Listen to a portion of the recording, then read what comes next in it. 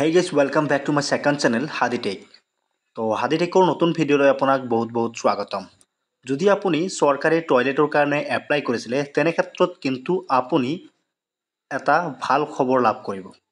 কাৰণ যদি আপুনি সৰকাৰি লেট্ৰিনৰ কাৰণে বা টয়লেটৰ কাৰণে এপ্লাই কৰিছিলে তেনে ক্ষেত্ৰত আপোনাৰ এখন লিষ্ট ওলাই গৈছে। এই লিষ্টখনত যদি আপোনাৰ নাম আছে তেনে ক্ষেত্ৰত কিন্তু আপুনি 9ৰ পৰা 18,000 টকা মানে প্ৰথম কিস্তিত 9,000 টকা আৰু দ্বিতীয় কিস্তিত আৰু 9,000 টকা মুঠ 18,000 টকা লাভ কৰিব। সো এই 18,000 টকা কোন সকলে লাভ কৰিব, লিষ্টত আপোনাৰ নাম আছে নে নাই, লিষ্টখন আপুনি কেনেকৈ চেক কৰিব, এইটো ভিডিঅ'ৰ জৰিয়তে A to Z সম্পূৰ্ণ প্ৰসেস দেখুৱাবলৈ গৈ আছো। সো ভিডিঅ'টো অলপ স্কিপ নকৰি সম্পূৰ্ণ শেষলৈ চাই থাকক।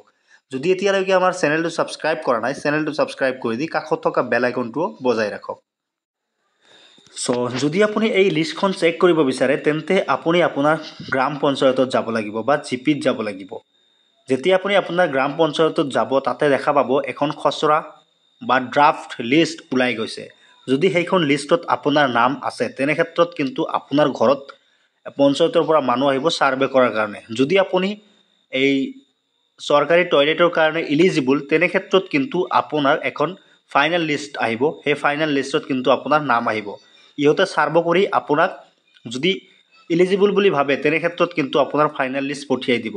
এই ফাইনেল লিষ্টত যদি আপোনাৰ নাম আহে তাৰ পিছত আপুনি আপোনাৰ যিখন বেংক একাউণ্ট আৰু আধাৰ কাৰ্ড, সেই বেংক একাউণ্ট আৰু আধাৰ কাৰ্ড লৈ কিনে আপুনি পঞ্চায়তত জমা দিব লাগিব।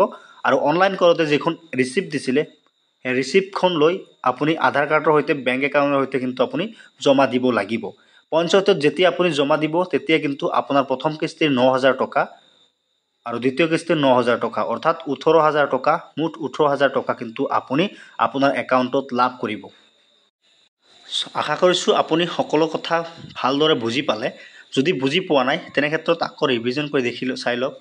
মানে আপোনালোকৰ পঞ্চায়তত এখন ড্ৰাফট লিষ্ট আহিছে, সেইখন লিষ্টত যদি আপোনাৰ নাম আছে তেনে ক্ষেত্ৰত পঞ্চায়তৰ পৰা আপোনাৰ ঘৰত মানুহ আহিব।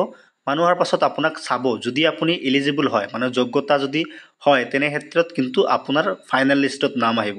আৰু যেতিয়া ফাইনেল লিষ্টত নাম আহিব আপোনাৰ তেতিয়া আপুনি কি কৰিব লাগিব, আপোনাৰ আধাৰ কাৰ্ড, বেংক একাউণ্ট আৰু অনলাইনৰ পৰা যিখন ৰিচিপ্ট ডাউনলোড কৰিছিলে বা ৰিচিপ্ট পাইছিলে সেই ৰিচিপ্টখন লৈ কিনে আপুনি জমা দিব লাগিব পঞ্চায়তত। তাৰপাছত কিন্তু আপোনাৰ দুটা কিস্তি 9,000 টকা আপোনাৰ একাউণ্টত সোমাই দিব।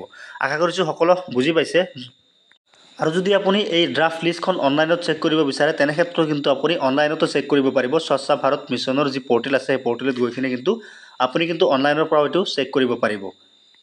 সো আজিৰ ভিডিঅ'টো ইমানলৈকে আছিল। ভিডিঅ'টো যদি ভাল লাগিছে লাইক কৰিব। ভিডিঅ'টো যদি হেল্পফুল বুলি ভাবে তেনেহ'লে বন্ধু বান্ধৱীসকলৰ মাজত শ্বেয়াৰ কৰক। সো সম্পূৰ্ণ ভিডিঅ'টো শেষলৈ চোৱাৰ বাবে আপোনাক অশেষ ধন্যবাদ। Thank U.